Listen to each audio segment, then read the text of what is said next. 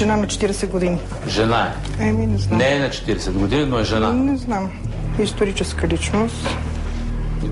Тая някаква е властна била. Някаква властна жена е била.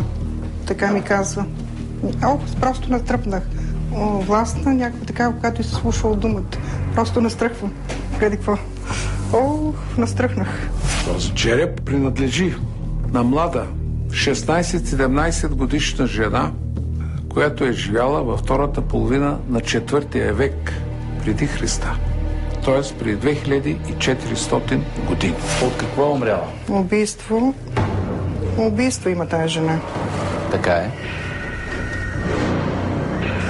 Катастрофа. Така ми каза първия глас. Някаква катастрофа, някаква происшествие. Каква катастрофа? Някаква происшествие, катастрофа. Автомобилна катастрофа.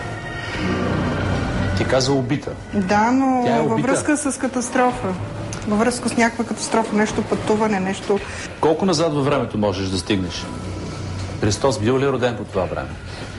Той си го има винаги. Да, но по това време дали е съществувал? По нейно време? Да. Да.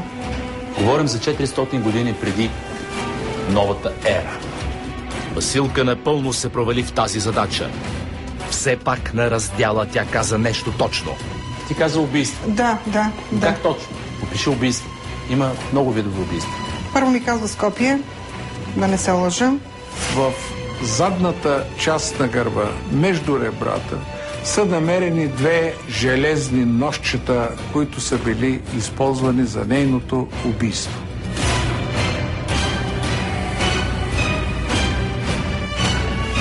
Прободна рана. Намушване, прободна рана, нали така? С намушване. Да. С намушване, прободна рана. От това е починала. Черепът се оказа наистина древен. Той принадлежи на жена от времето на траките, погребана с почести, но в гроба си тя не е сама. Погребението е било извършено заедно с нейния съпруг. Тя е принесена в жертва. Меандър, атински поет, пише така: те били много буйни, става дума за траките. Всякой от тях имал по 14 жени. Този от тях, който имал само 4 жени, се броял за неженен, безбрачен, нещастен. Когато починал съпругът, останалите занасели неговата най-млада, най-красива съпруга на гроба и тя го последвала в неговия вечен живот. А останалите му жени плачели, защото били пренебрегнати. Ясновидците ще трябва да разкрият по останките подробности за тази древна жена и начинът, по който е напуснала света. Реконструкцията показа, че тя е изключително красива. Една волева, силна брада, право, високо чело. Тя може да бъде образец на женска красота с тази хармония, която има на лицето. Не е била под средния ръст от 166-167 см. Убита с железни ножове. Това става с приемане на упойващи вещества. Железни ножчета, мисля, че бяха по 12 см. Две. Между ребрата, гърбате са под скелет намерени. Този древен череп е принадлежал на тракийска принцеса, убита, за да бъде погребана до преждевременно починалия си съпруг. Това е нейната история. Тя трябва да бъде описана от останалите ясновидци.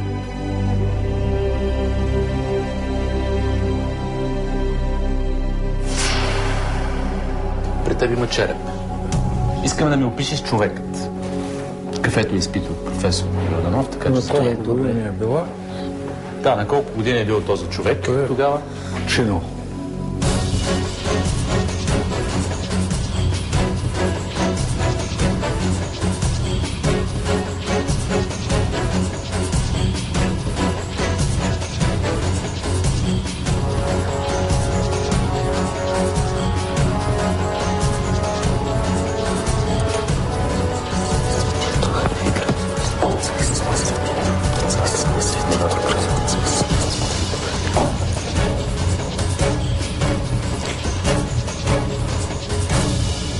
Пътуване много има в нея.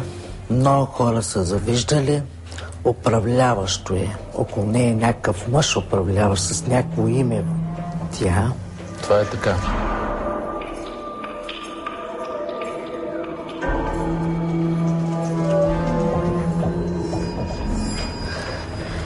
Аз виждам между 1867 нагоре до 77. Какво друго написа там?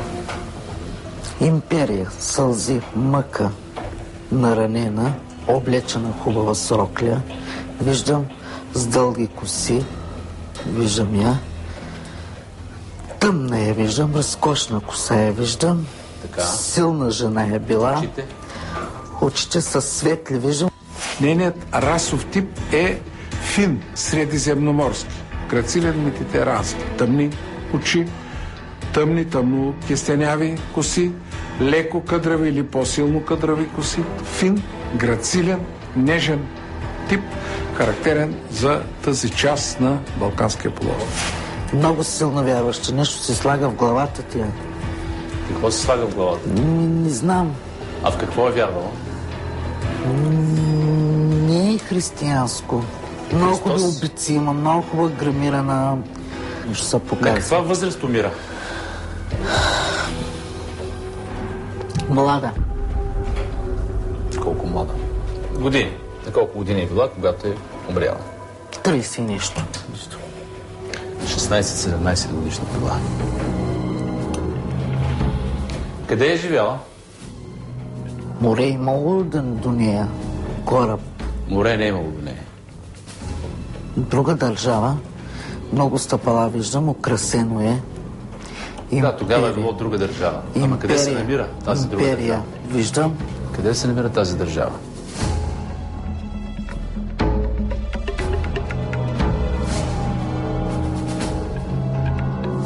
Аз три държави насочвам. Рим, Гърция и Югославия. Там някъде. Те са били едно час, искали да разделят нещо. Борили се. В България се намира това нещо. Тя трябвала да управлява нещо. Тя принадлежавала много, доста власт и пари. И тя била действително взета от някъде за смъртта да я направят. Някой е наранили. От какво умряла?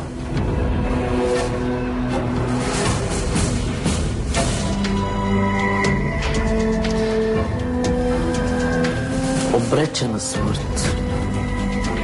Какво казваш? Обречена. Нещо не е здравословно. Тя е била силна жена. Оплашена е била.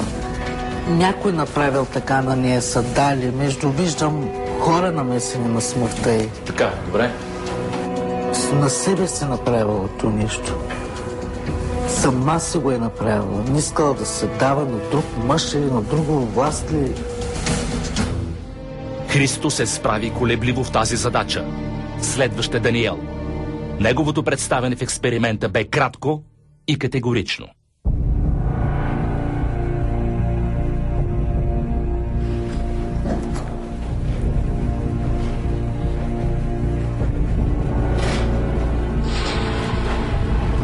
Тук има два образа.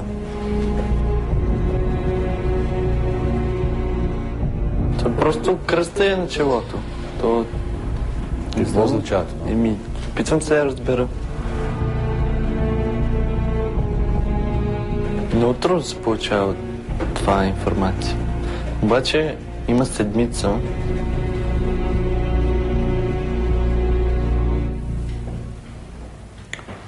Виждам, че ти е трудно, Дани.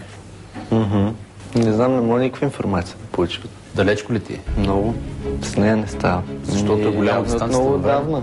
Не знам. Това е череп на тракийска принцеса от Враца. Живяла е преди около 400 години преди Христа. Била е убита, пренесена в жертва. 16-17 годишна е била. Гребана е до мъжа си с много злато, с конете, с колесницата. Искам да видиш как е изглеждала. Моля ви, професоре. Тъмнокоса, с тъмни очи, красива жена, средиземноморски тип, леко чуплива коса. Могиланската могила в центъра на Враца. 1965 година разкопават гробницата. И откриват врачанското златно съкровище. Преди време Мариана каза интересни неща около таинствената личност на Елеонора Крюгер, за която се допуска, че е възможно да е изгубената руска принцеса Анастасия. Тогава сред всички вещи тя черпеше информации и от костите на Елеонора. Ето какво откри, разчитайки на черепа на тракийската красавица.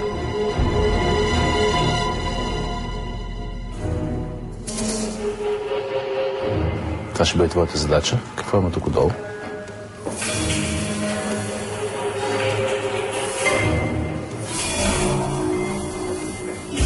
Защо трепереш? Някакъв страх.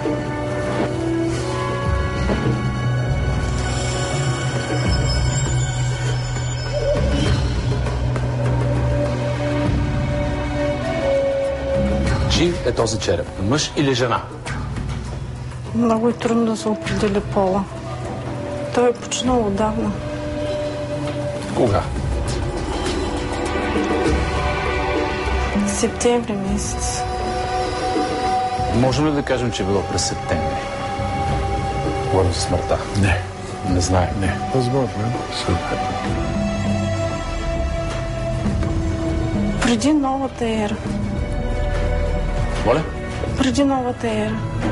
Да, така е. Преди новата.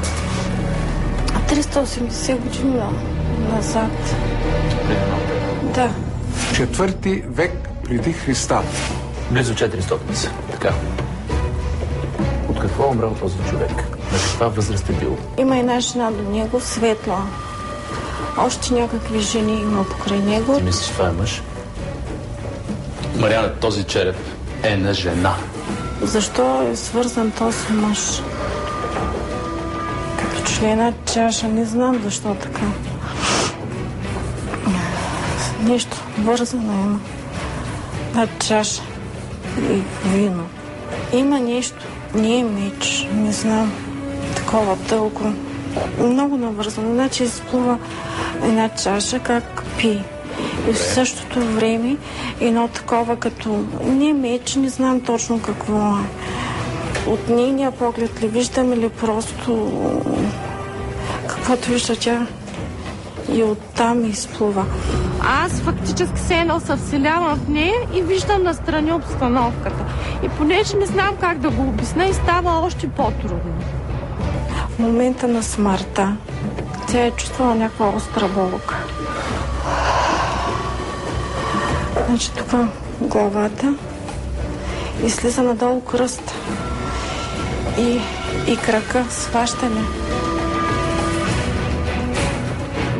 Тя си изведнъж рязко.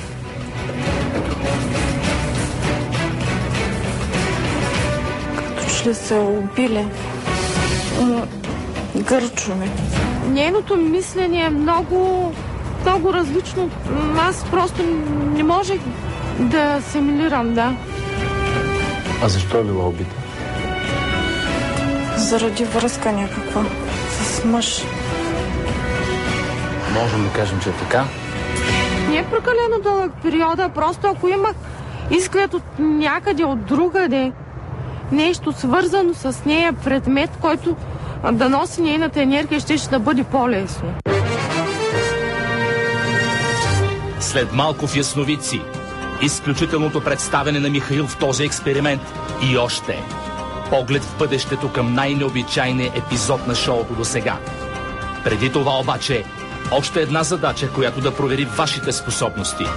Сред една от тези 3 свещи, една ще бъде угасена. Можете ли да предвидите коя е тя?